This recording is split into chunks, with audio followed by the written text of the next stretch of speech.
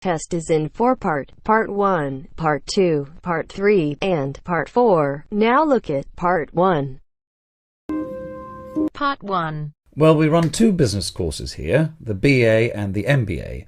Which course were you interested in? First, you have some time to look at questions 1 to 3.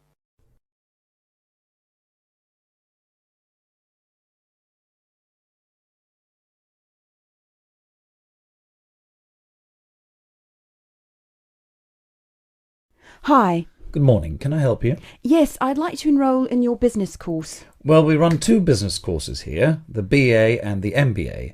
Which course were you interested in? I don't have a degree, so I won't be able to study the MBA. That's right.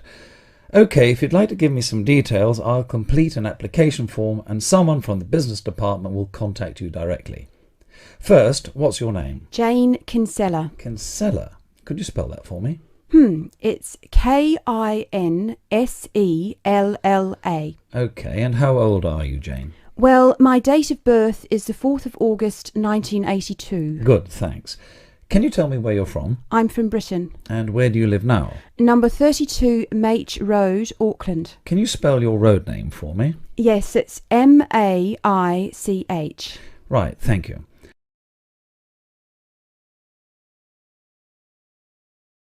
Before you hear the rest of the conversation, you have some time to look at questions 4 to 10.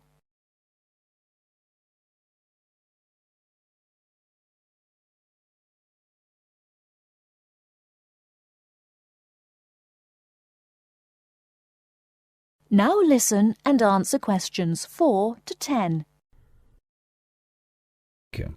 Do you have a contact number? Only a mobile. It's 021 455 7326. And what are you doing now? Well, I was working in a shop until 2 weeks ago, but at the moment I'm not doing anything. Good. Now, if we can move on to your education. Do you have any qualifications? As I said, I don't have a degree, but I do have 4 A levels. I'll write that down. So your ideal choice is to study the BA in Business Studies, is that right? Yes, that's right. If I can't enrol in that course, I'll wait until the next intake. OK, so no second choice of study. Tell me, why do you want to study the BA in Business? Well, I'm very interested in becoming self-employed at some time in the future, but I need some experience in a larger company first, and they won't accept people without a BA.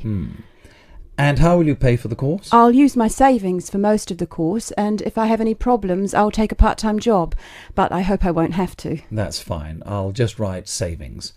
And now a final question. Do you mind if I ask you why you want to study here? Not at all. Your course was actually recommended by a friend. He's in his 2nd year now, but he thinks it's very good. OK, that's great. I'll hand your application to the admissions office and they'll contact you from there. Thanks very much. Bye. That is the end of Part 1. You now have half a minute to check your answers.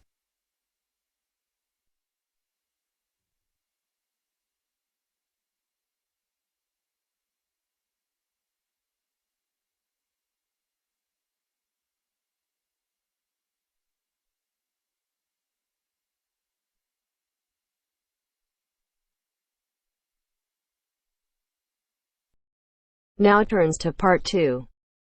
Part 2. You will hear a student called Sarah talking to her college tutor about some research she has to do as part of her course. First, you have some time to look at questions 11 to 17.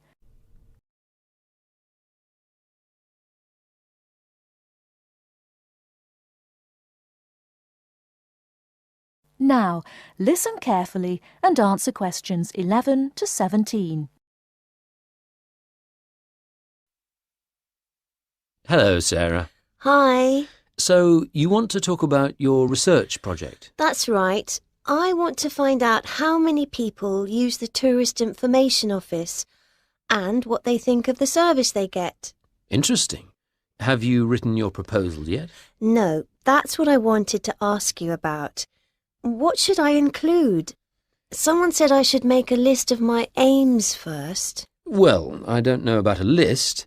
A statement of aims is the correct term. It's just a quick summary of what you hope to get out of the project. OK, and should I include other documents I've prepared, like the questionnaire?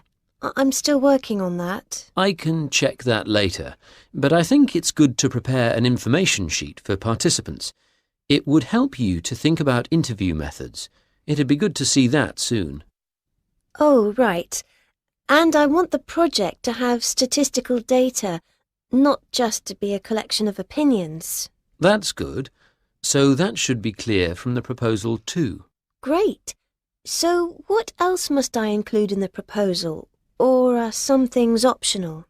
OK, some things that people normally put in a research proposal don't really apply to you, like any costs involved.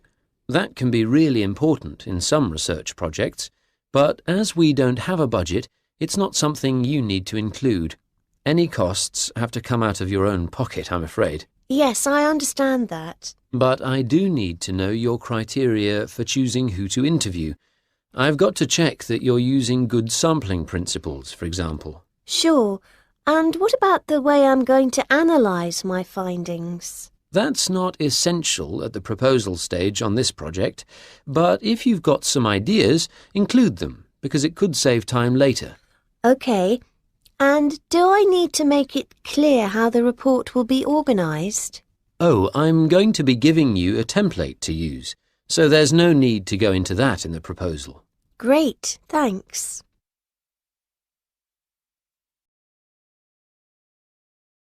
Before you hear the rest of the talk, you have some time to look at questions 18 to 20.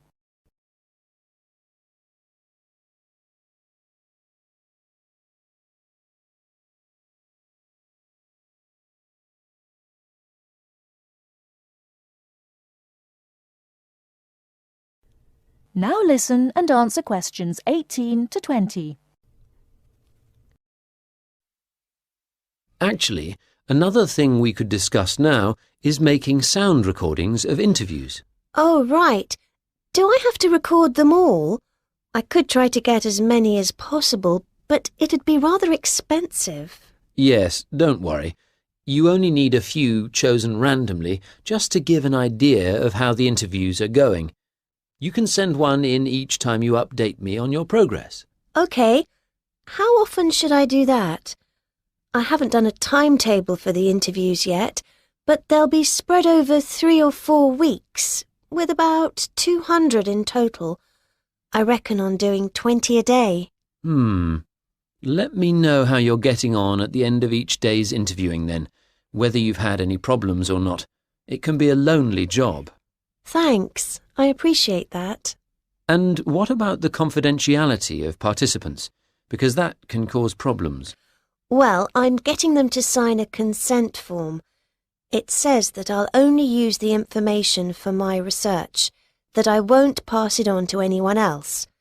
But that's the only promise I'm making. They have to give me their names and agree to their data being stored on the college computer network. That sounds good. You won't put names in your report, I know, and the data will all get deleted at the end of the year, but we don't promise any of that. Sure.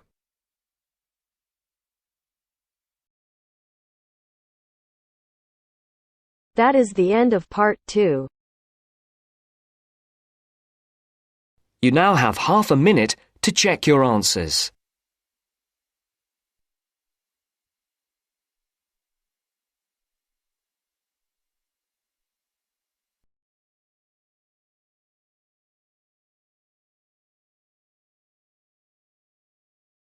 Part 3. As part of our lecture series on everyday health issues, today's talk is on tiredness. We shall look at the main issues in turn, as well as some of the main research that has been carried out in this field. First, you have some time to look at questions 21 to 26.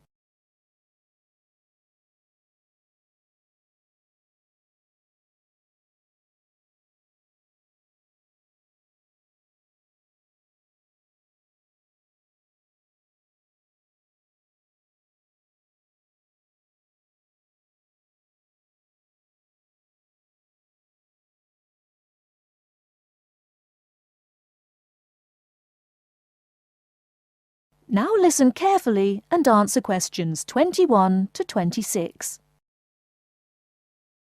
Good morning. As part of our lecture series on everyday health issues, today's talk is on tiredness.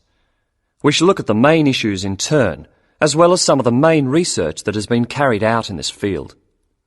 Firstly, it is clear that tiredness is on the rise. No official data exists on the rate of people reporting to doctors with recurring tiredness, but it's a very common complaint. Research suggests that people are not relaxing properly and often work when they do not have enough energy. Furthermore, products to boost energy are also on the rise. Sales of so-called energy drinks loaded with caffeine and sugar have grown by 23% over the last year. And this is not the only instance of an increase in products claiming to boost energy. Guarana, a herbal stimulant, can now be found in everything from chocolate bars to tea bags.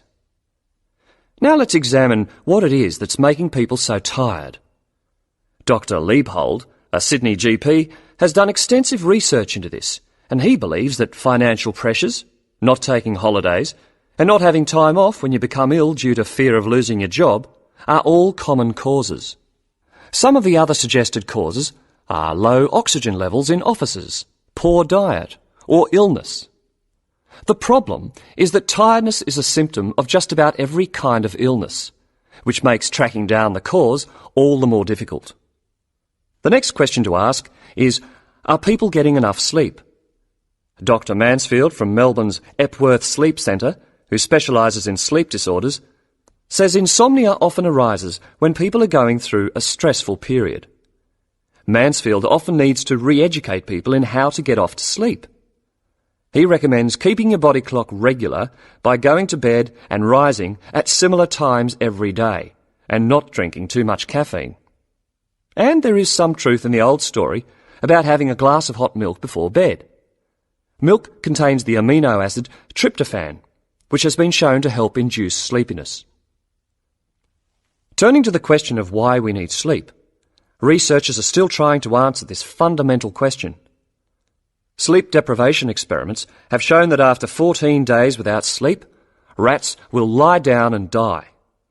And after only 3 days sleep loss, humans get confused, forgetful, and start having hallucinations. So whatever sleep does, it is important. Before you hear the rest of the talk, you have some time to look at questions 27 to 30.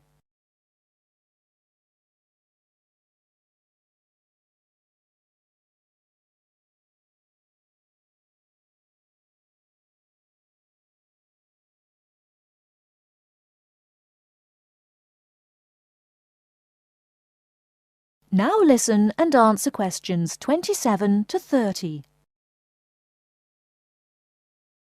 However, not all researchers feel the same way. Trent Watson of the Dietitians Association is not convinced by McMahon's theory, explaining that our bodies don't really like to burn protein as a fuel, so it doesn't really contribute to energy levels. Carbohydrates, however, found in fruit, breads and pastas, are a more common fuel. Anyone following a rigidly high-protein diet with low carbohydrates, even if they are operating at low intensity during the day, could subject themselves to fatigue because they just don't have the carbohydrate stores, Watson says.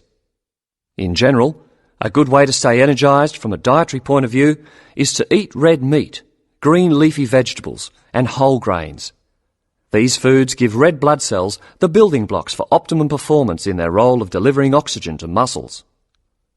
To sum up, tiredness is a health problem on the increase, and there continues to be much debate surrounding its causes and remedies. Now, if there are any questions, I'd be happy to answer them. That is the end of part 3. You now have half a minute to check your answers.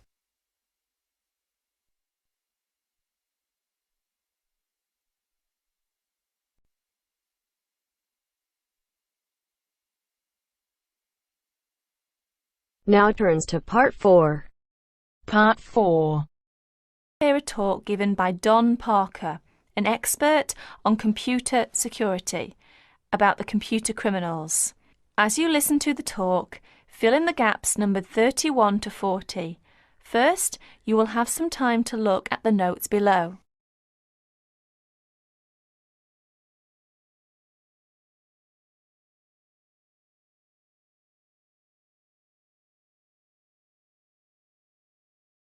Now listen to the talk. Hi there. As an expert on computer security, my job is to oversee and analyse the phenomenon in computer users. Computer has been commonplace in our daily life, make our life and work efficiently and lively. However, with the development of the computer technology, computer crime has come to arise more people's attention. Now, in respect of this topic, I will present some of my view and studies. What kinds of people are perpetrating most of the information technology crime? According to my research, over 80% may be employees. The rest are outside users, hackers and crackers and professional criminals. It is amazing that employees amount for this large portion. Let us see them in detail. Employees. Employees are those with the skills, the knowledge, and the access to do bad things. Dishonest or disgruntled employees pose a far greater problem than most people have realized. To most supervisors and some experts, they worry that dishonest employees or outsiders can more easily intercept communications or steal company trade secrets. Workers may use information technology for personal profit or steal hardware or information to sell. They may also use it to seek revenge for real or imagined wrongs, such as being passed over for promotion. Sometimes they may use the technology simply to demonstrate to themselves that they have the power over people. This may have been the case with a Georgia printing company employee convicted of sabotaging the firm's computer system. As files mysteriously disappeared and the system randomly crashed, other workers became so frustrated and enraged that they quit. Outside users. Suppliers and clients may also gain access to companies' information technology and use it to commit crime. With both, this becomes more a possibility as electronic connections, such as electronic data interchange systems, become commonplace. Hackers and crackers. What are hackers? Hackers are people who gain unauthorized access to computer or telecommunications systems for the challenge or even the principle of it.